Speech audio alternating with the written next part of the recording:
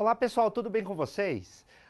Continuando a trabalhar com esse período entre guerras, esse período que eu falei para vocês que vai do final da Primeira Guerra Mundial em 1918 até o início da Segunda em 1939, tá?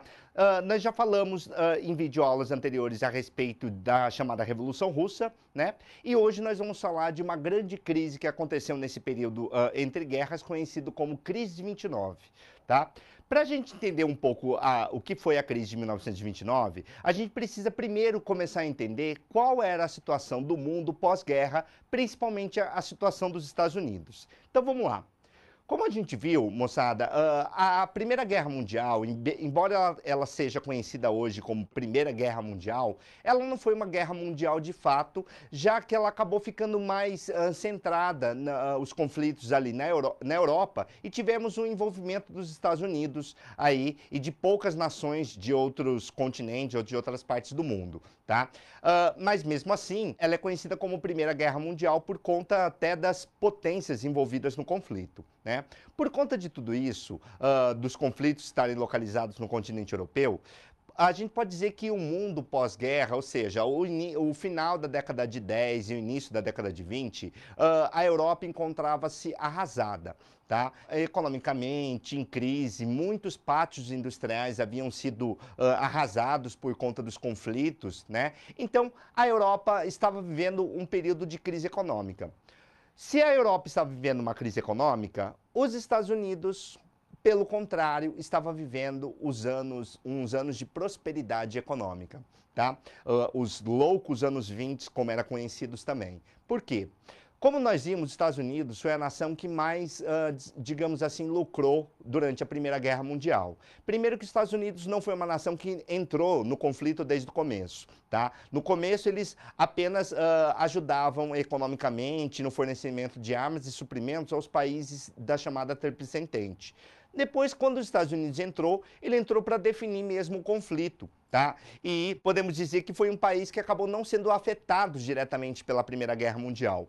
Por conta de tudo isso, os anos 20 foi considerado como os anos loucos para os norte-americanos. Um período marcado pela grande prosperidade econômica e por um período assim onde os Estados Unidos realmente estava muito bem. Por quê? Porque ele tinha um amplo mercado consumidor. Não apenas um amplo mercado consumidor interno, mas um amplo mercado consumidor europeu. Por quê? Como a Europa estava arrasada e muitas indústrias faliram durante a Primeira Guerra Mundial ou até foram destruídas por conta do conflito, tá? Os Estados Unidos se tornou um grande fornecedor de produtos industrializados para o mercado europeu. Então, além de estar vivendo um alto consumismo interno, os Estados Unidos ainda era um fornecedor de produtos industrializados para a Europa. Tá? Por conta de tudo isso, Estados Unidos realmente estava vivendo um período de grande prosperidade econômica, marcada pelo Fordismo, ou seja, pelas linhas de montagem que produzia já automóveis em série, né? Pelo alto consumismo interno, tá? E também por um estilo de vida que os Estados Unidos passou a vender para o restante do mundo, conhecido como American Way of Life, tá? Um estilo de vida burguês baseado no consumismo e no modo de vida burguês, ou seja, naquele modo de vida onde se trabalha para obter um bom ganho e ter uma vida confortável. Tá? Diante dessa situação de estabilidade econômica ou até de prosperidade econômica, os anos 20 foram marcados por toda essa euforia norte-americana. Tá? Mas é exatamente dentro desse contexto que está a origem da nossa crise. Então vamos lá.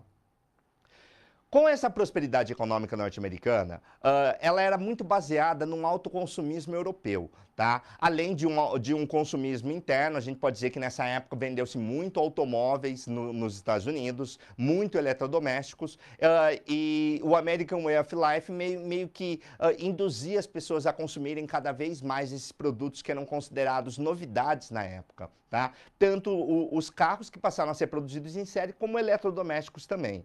Só que chega uma hora que o mercado consumidor interno saturou, ou seja, as pessoas pararam de comprar mesmo porque grande parte desse consumo era baseado em eletrodomésticos e automóveis e podemos dizer que naquela época os eletrodomésticos eles tinham uma durabilidade muito maior, o que fazia com que as pessoas não sentissem uma necessidade de consumir o tempo todo, tá? Aqueles eletrodomésticos que foram obtidos no começo da década de 20 duravam muito, tá? E por conta de tudo isso, o consumismo interno acabou meio que baixando.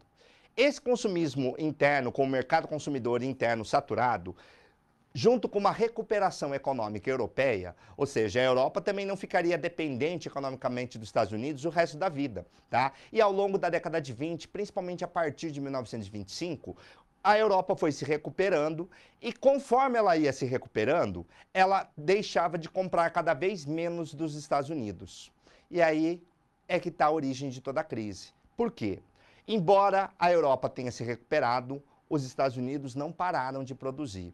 Foram produzindo, mantendo inclusive os estoques das indústrias completamente cheios, com o mercado consumidor interno saturado e com uma recuperação econômica europeia, as indústrias norte-americanas tinham que parar de produzir, mas elas continuaram produzindo, gerando uma crise de superprodução, tá? Por que essa crise de superprodução? Simples. Nós tivemos um aumento da oferta de produtos e uma diminuição da procura. Tá? O que acontece quando a oferta é maior do que a procura? Nós temos uma queda nos preços dos produtos, tá?